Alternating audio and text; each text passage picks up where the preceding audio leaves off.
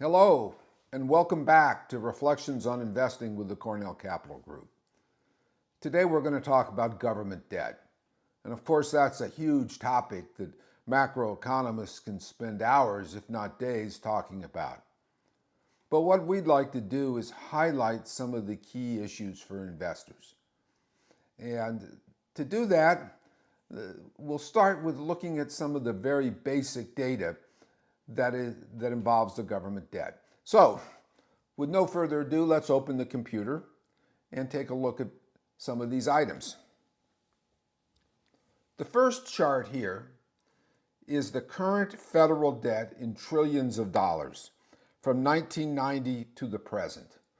And you can see it's an inexorable rise. And not only is it rising, but in recent years, the curve has been getting steeper. So whereas the government debt in 1990 was about $3 trillion, it's now $35 trillion, which is about 100% of GDP. Now, when you have that kind of debt, the interest you have to pay becomes very sensitive to the interest rate.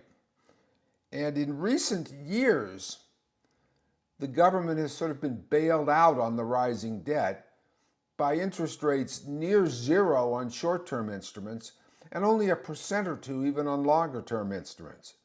So if you plot the federal interest rate payments, as I've done in this second chart, you can see it's rising as well from about $270 billion to $1.1 trillion, but the shape of the curve is very different. The curve is pretty flat for an extended period of time when rates were very low, but as rates have picked up and the amount of debt has increased, the interest rates have skyrocketed to this $1.1 trillion level. And because the interest rate plays such a key role, let's just look at probably the most important rate, which is the 10-year Treasury rate. Incidentally, with all the discussion of Fed policy, it's important to recognize that all the Fed is setting is the overnight rate. But what mortgage borrowers, corporations, and other borrowers focus on are longer-term rates. And the 10-year Treasury yield is kind of a benchmark for those longer-term rates.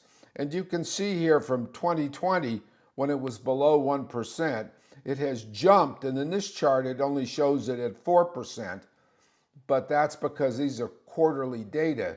If I add a new quarter, it's going to be 4.5%. Now, what does that mean in practical terms? Well, let's look at the major classes of federal expenditure as of 2023, which we have a full year for.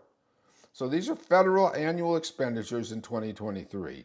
Defense, $820 billion. Medicare, $850 billion.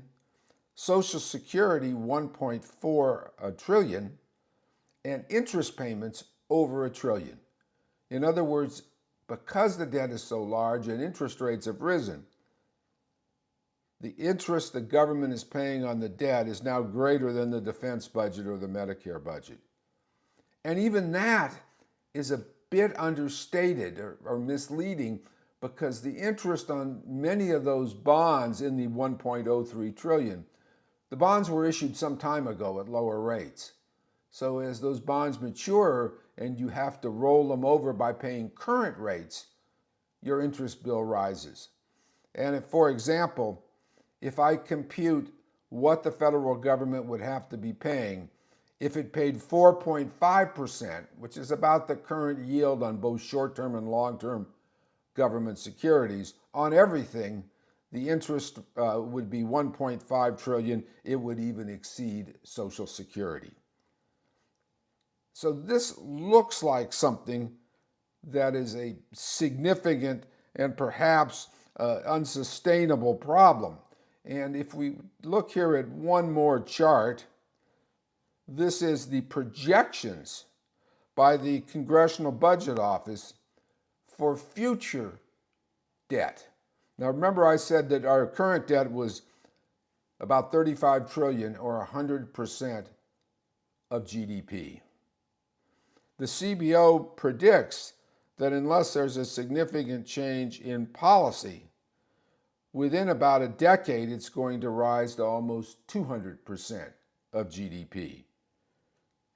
At some point, the interest payments become so large that it threatens the ability of the government to continue borrowing.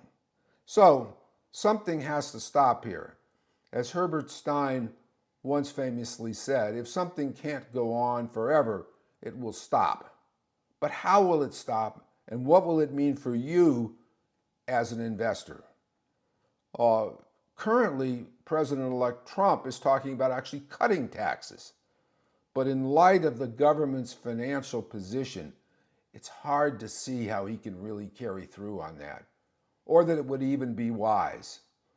In the view of us at CCG, the president would be better off simply defending the tax cuts he's already pushed through in 2017, but not try to go any further.